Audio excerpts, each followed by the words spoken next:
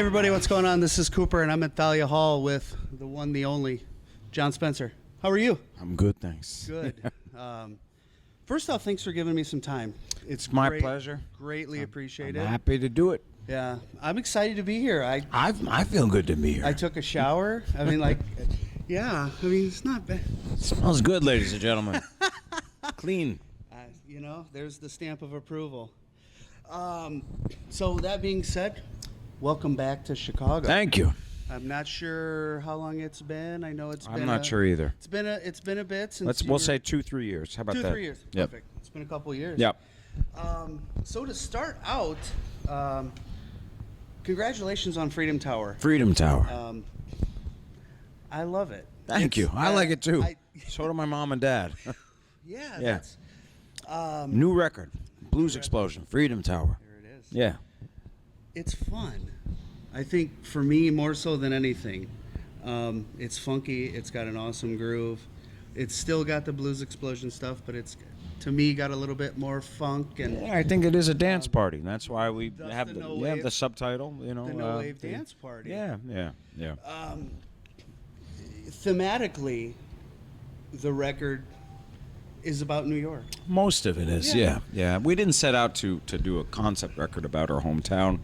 The Blues Explosion has been a band for many years, about 24, 25 years, and New York City is where we're from, where we live, where we come work out of.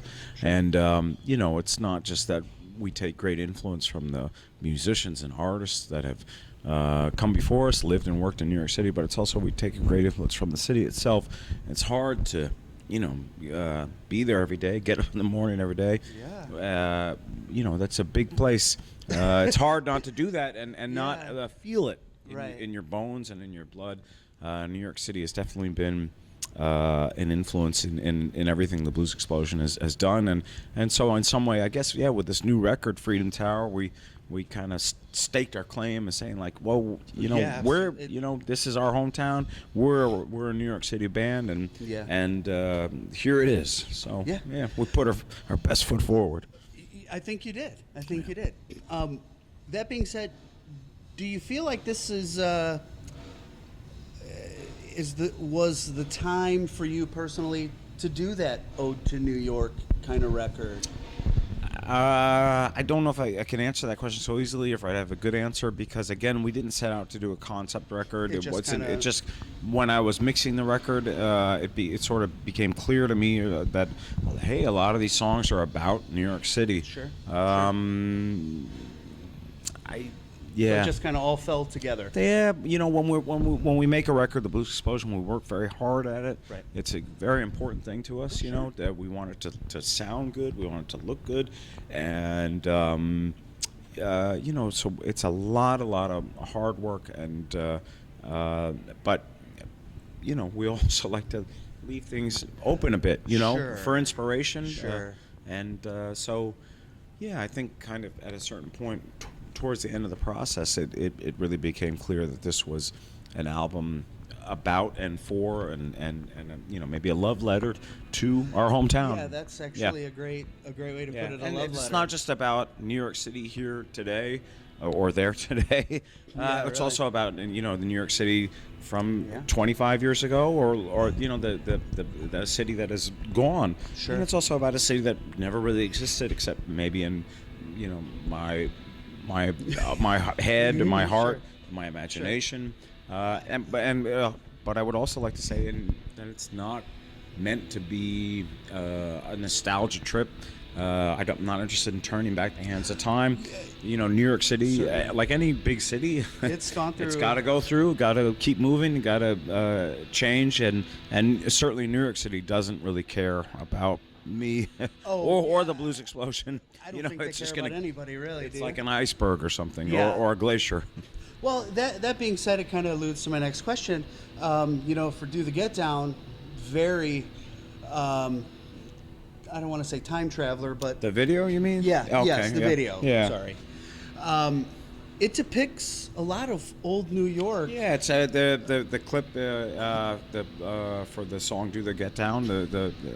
It's kind of shows a reverse gentrification of New York City, and so there you see there's a lot of footage of kind of a gone or a disappeared, absolutely. dirtier, more dangerous place. But it's not just real stuff; it's also things from television and movies. Again, this is sort of the idea of the made up New York Right. City. And I think that for me, a person of my age, this was a big thing. Someone who grew up in a small town.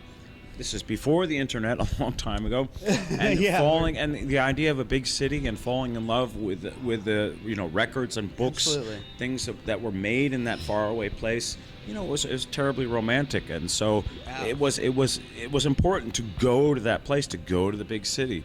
Again, Yeah. this is a long time ago. Well, sure, and we're not that far off in age.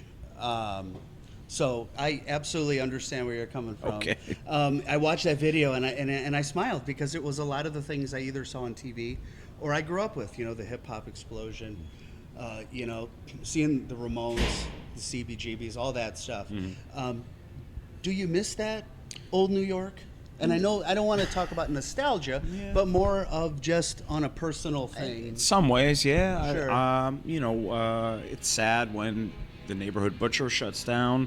It's sad when a good venue like CBGB's, or there's lots of them, go out of business and shut down. Right. Yeah, I mean, it's a shame to see a local business go away to make room for a Dunkin' Donuts Yeah, or Starbucks. Yes. Yeah. But that's something that is not only going on in New York City. It's going on, I think, everywhere across the world. Sure. It's the way, that's the modern times, and that's the way money is running things. Well, it rules the world. Yeah. Essentially. So, yes, I miss some of course. old I New mean- York and the stuff that's gone, but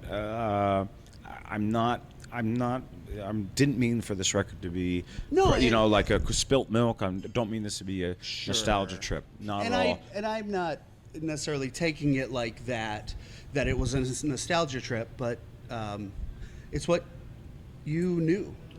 So Yeah. I kind of But we also know New York The City new New today, York, yeah, sure. and thus the name Freedom Tower, Yeah, which, absolutely. so it's, like I said, it just keeps moving, and the Blues Explosion, we've been going for a long time, but we're still here and we still keep moving, and we're not just recycling the past. We're not just doing the same stuff I over and over again. absolutely. We are not a nostalgia act.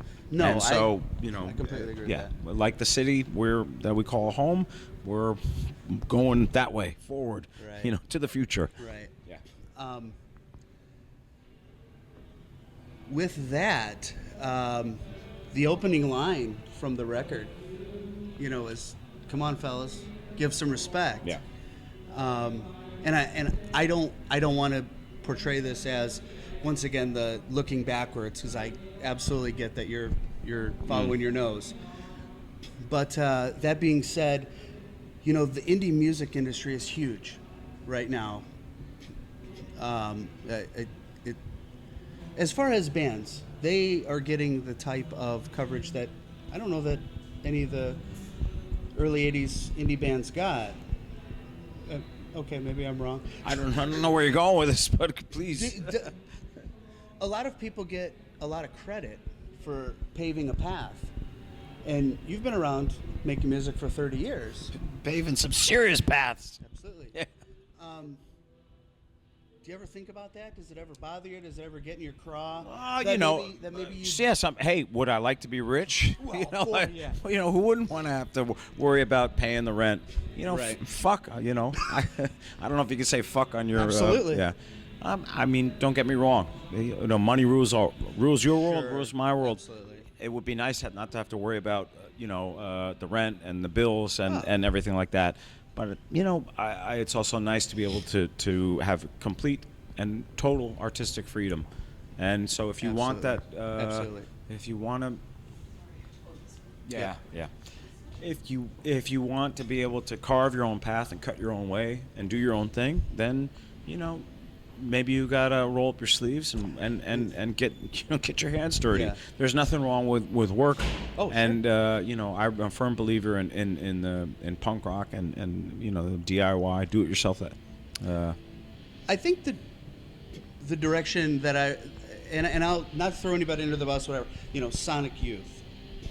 You guys are kind of cut from the same cloth to a certain degree. Mm-hmm. They're lauded as by bands. Oh, there are total inspiration. Where maybe you're not, and that's kind of where I'm getting. I mean, does it really matter to you that? For me, no. And I I- don't. and I don't But mean then to again, throw you're Sonic Youth you're under asking the bus. somebody who says, "Don't say under the bus again." You're asking somebody who's a Sonic Youth fan. So I'm still a person that thinks like, oh, Yeah. that's Sonic Youth, and Right. So anyway, but Yeah, no, and that's fine. Like- the Blues Explosion is a great band. I believe in the Blues Explosion. Absolutely. Have we influenced people and touched people's hearts and minds and souls? Absolutely. Most definitely, Absolutely. yeah. Am I bitter or upset or think that we're being shortchanged? No, I don't. I Good. don't lose sleep about that.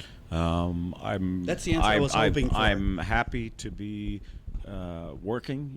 I'm very proud of this record, the Freedom Tower, and I'm looking forward to playing a show tonight here in Chicago. And we're happy to have you. Thanks, man. So, back on the independent, Jon Spencer as a whole, with that, whatever project you've been involved in, has typically been independent Yeah. label, except that wife of yours decided to coax you into signing with Geffen for Hub. It's not like she had to twist anybody's arm. We all talked about it. Yeah, but we went in. But we went in with our eyes open. Well, that's we asked for certain things. We read the contract. We were very careful Sure. about what we were doing. Do you think that your experience with Geffen and a major label cemented your thoughts about major labels? Because I know there was a whole restructuring Boss Hog's experience with Geffen was largely positive. We did one record with them. That record did quite well. Sure. Toured all over the world and enjoyed a good working relationship with that label and the people at that label. I always felt that they had our back and supported us. Awesome. We recorded a second album. They didn't want to do it, so we got the record and we got the money. And hey, winner. Yeah. So the Boss Hog experience with Geffen was a good one. I do not think that is typical for most bands and for most record companies. But it's you got to be careful. You read the contract, read the agreement. Don't take anything for granted. Yeah. And as much as you can, do it yourself. And bottom line, don't wait for anybody to give you a handout or give you permission. If you want to make a record, go ahead and make a record. Maybe you got to work at you got to bust tables or do I don't know what to make the money to buy the studio time or to pay the pressing plant. But so what? Then you can make your own record and you can make exactly the thing you want to do. People talk about how everything's wide open now, and with the collapse of the record industry, that it's great because now if you want to get your music out, you could just get your music out on the internet. It's always been that way. If you wanted to make a record, you could make a record. You could put it out yourself. The opportunity has always been there. Sure. I think people It was just are cassettes, scared or vinyl, yeah. Or lazy. Or lazy. So obviously you are a talented musician, guitar player, lyricist. Yeah, don't be humble. It's okay. Which do you find more challenging, lyrics or music?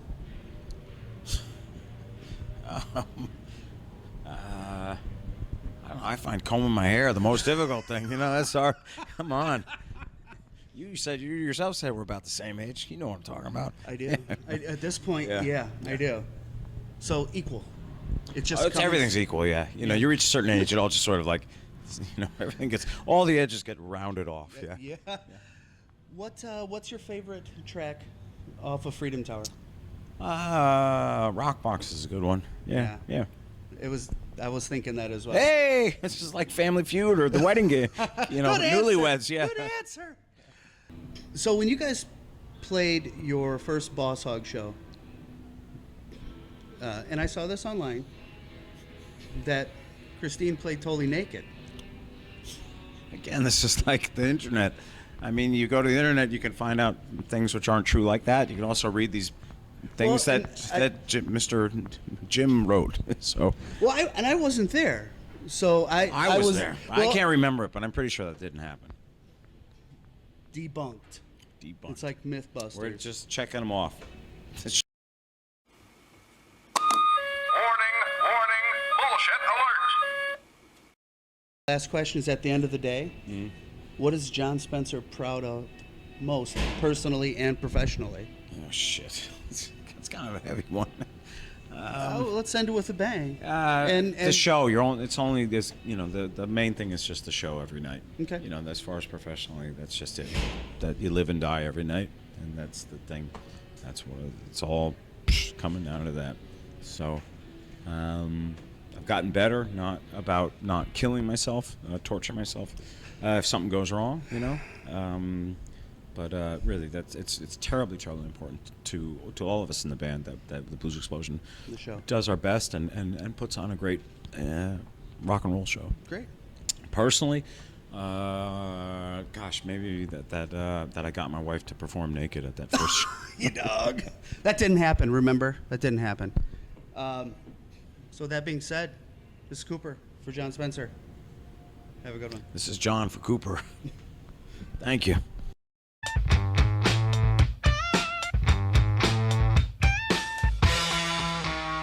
I got a pile of stone.